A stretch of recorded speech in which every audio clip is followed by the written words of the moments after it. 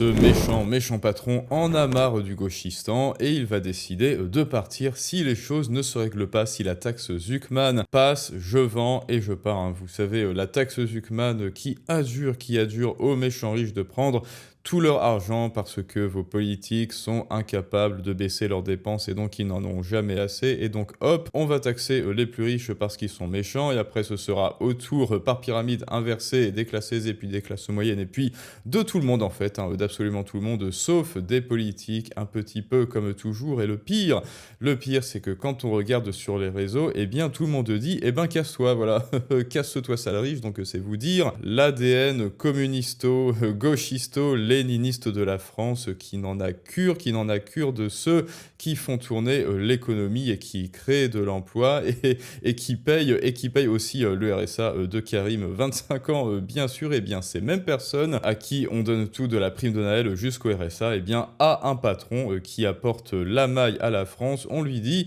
casse-toi pauvre con. Donc écoutez, je crois que ce pays est foutu, voilà. Je crois que ce pays est foutu. Alors allons-y les amis, écoutons ce que ce patron a à nous dire. Et comme d'habitude, comment vos gelées vous font passer des vessies pour des lanternes, l'enfer pour le paradis.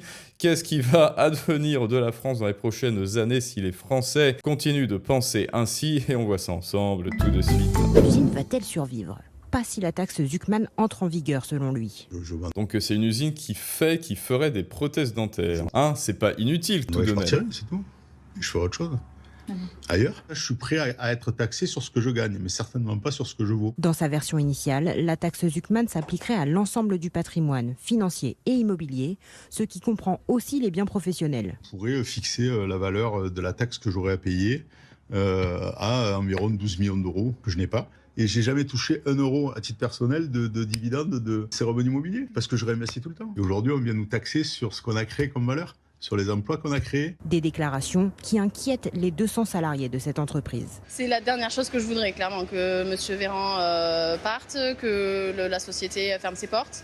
Il a défendu le Made in France, il a implanté la nouvelle société en France, et moi je pense qu'à force de taper sur des gens comme lui, un jour ça va finir par les lasser, donc ça met mon emploi en danger.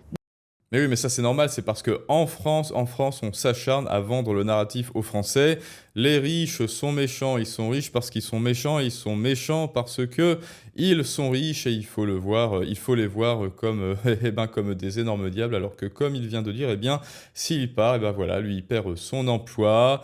La France elle-même, elle perd des entreprises et donc elle perd un rayonnement européen et mondial, et donc tous les Français sont dans le caca, et surtout ceux qui hurlent à la redistribution des richesses. Sauf que si ce patron s'en va, donc apparemment Philippe Véran, si Philippe Véran s'en va, il y a moins de richesse et donc moins de redistribution. Hein. Non, qu'est-ce que tu en penses? Qu'est-ce que tu en penses, Jean-Kévin gauchiste?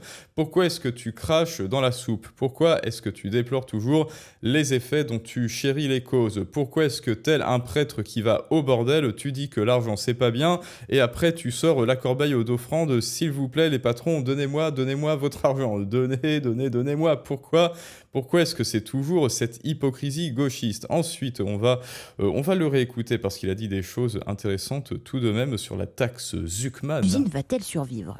Pas si la taxe Zuckman entre en vigueur selon lui. Je vendrai, je partirai, c'est tout. Je ferai autre chose. Ailleurs. En plus, je veux dire, c'est pas un propriétaire de fast-food ou quoi. Enfin, il fait des prothèses dentaires, hein, c'est tout de même utile. Enfin, je sais pas. Et puis bon, même s'il fait des trucs fast-food, alors oui, c'est de la merde, hein, c'est de la merde. Moi, j'ai horreur du fast-food, mais bon, au moins, il fait tourner l'économie, quoi. Ailleurs, je suis prêt à être taxé sur ce que je gagne, mais certainement pas sur ce que je vaux. Dans sa version Et en plus, il est prêt. En plus, le mec, il est bon seigneur parce qu'il est prêt à être taxé, alors que évidemment, sauf qu'il est déjà taxé sur ce qu'il gagne, il est déjà éviscéré d'impôts, le pauvre, comme nous tous en fait. Mais ceux qui souhaitent, et c'est là la subtilité entre guillemets de la taxe Zuckman vous ponctionne ce que vous valez. Évidemment qu'il n'a pas tous ses millions sur son compte en banque, évidemment que c'est la valorisation de sa société et on lui dit tu es riche, tu es un marchand, tu es un vendeur, tu es un commerçant, tu es un vendeur, tu es un commerçant, tu fais tourner l'économie, alors tu es un gros méchant et en plus on te dit tu fais de l'emploi, tu crées de l'emploi, ton entreprise fonctionne bien, tu crées des produits et des services qui rendent service justement aux Français, qui rend service à l'économie et ça fait tourner la demande, parce qu'il y a de la demande, je pense, pour des prothèses dentaires.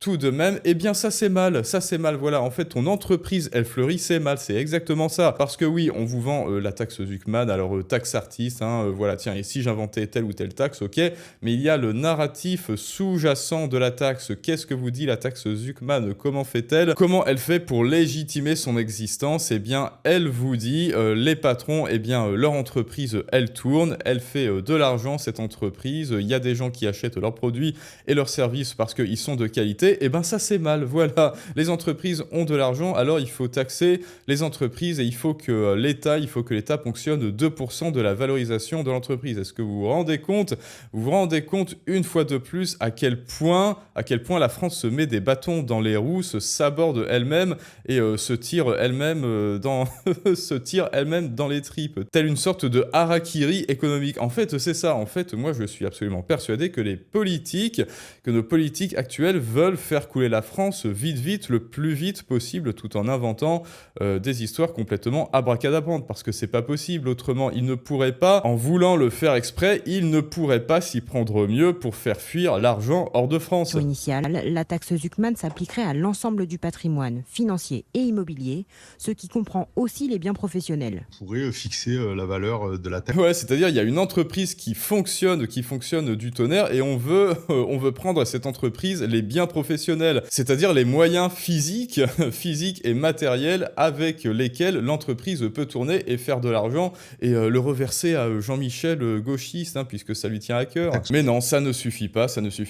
Jean-Michel gauchiste et son furmeluche en veulent toujours plus. Ils en veulent absolument toujours plus, comme Tondelier, ils veulent toujours faire plus de restaurants de luxe, mais en revanche, eux, baisser les dépenses. Alors là, non.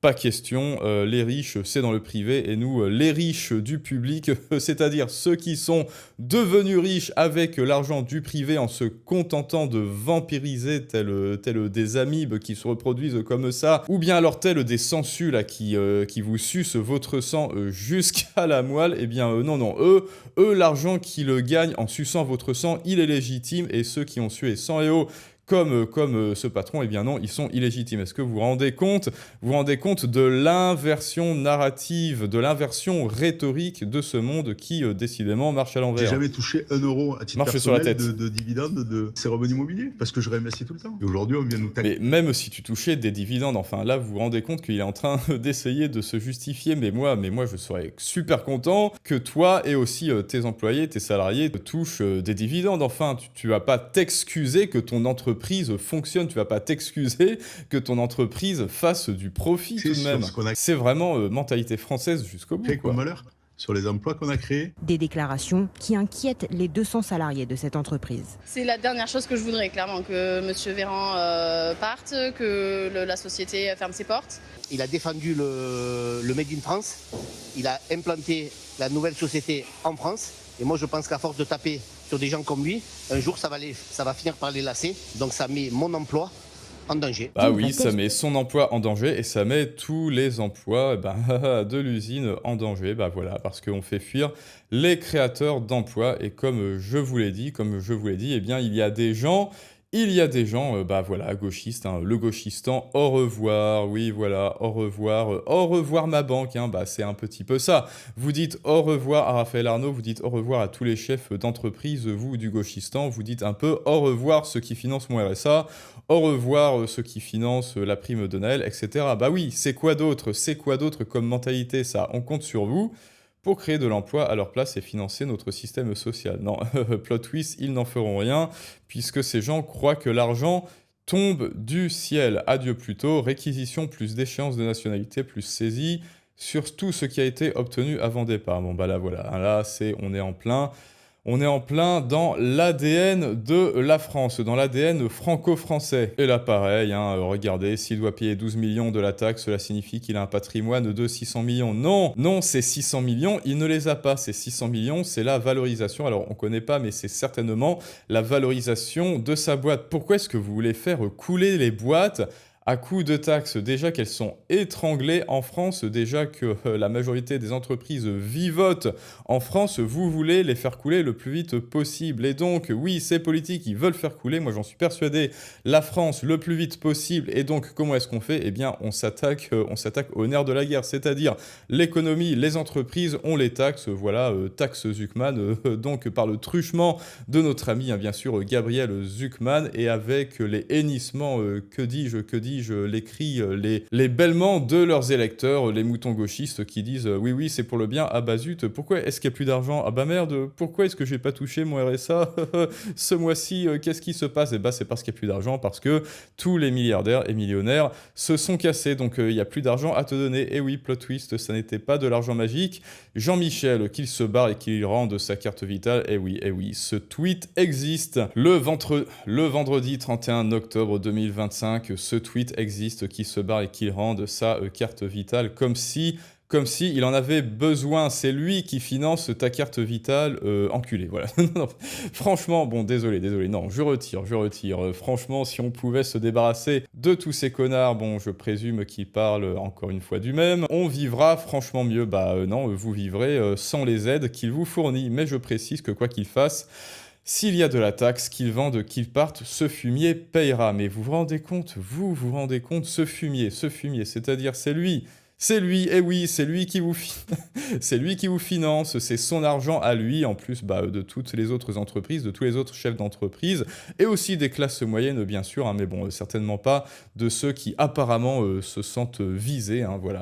Apparemment, ils se sentent visés en commentaire, ce ne sont certainement pas eux qui payent la fameuse redistribution, ce système social que le monde entier nous envie.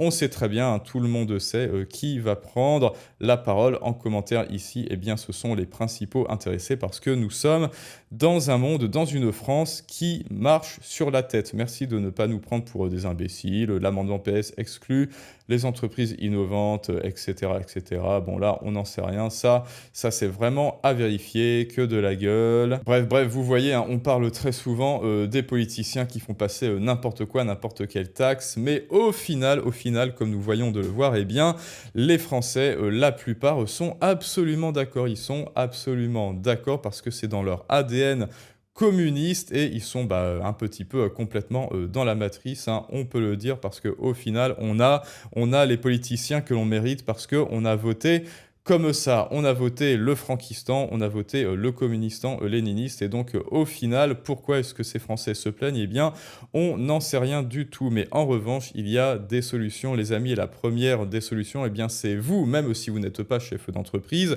vous avez très certainement des fonds, il faut que vous sortiez vos fonds des circuits officiels, parce que 1 euro qui est investi hors de là, 1 euro que vous possédez, vous, en propre, c'est-à-dire en self, custody, en détention personnelle, eh bien c'est 1 euro que ne pourront pas vous prendre Gérard Larcher, c'est 1 euro que ne pourront pas vous prendre Jean-Michel et sa femme Emmanuelle pour le redistribuer comme ça à des moutons qui en plus vont vous insulter et vous faire du chantage moral en vous disant très concrètement que vous ne leur donnez toujours pas assez votre argent et ils en voudront toujours plus. Et bien pour cela, il y a une solution, c'est la masterclass. Deviens un rebelle financier, un outsider financier et prends en charge ton trésor à toi, protège-le et deviens-en le seul maître, deviens ta propre banque. Donc tout cela, c'est en description et en commentaire. Et maintenant, c'est à vous de me dire ce que vous en pensez, les amis. Moi, je ne veux pas qu'il quitte la France, mais bon, après tout, déjà, il fait ce qu'il veut. Et à mon avis, si la taxe Zuckman finit par passer, là, la taxe Zuckman Light, eh bien, cela va devenir inéluctable. Et donc, eh bien, je vous dis à très bientôt pour un prochain Storytelling du monde moderne. Mais ça, c'est une autre histoire.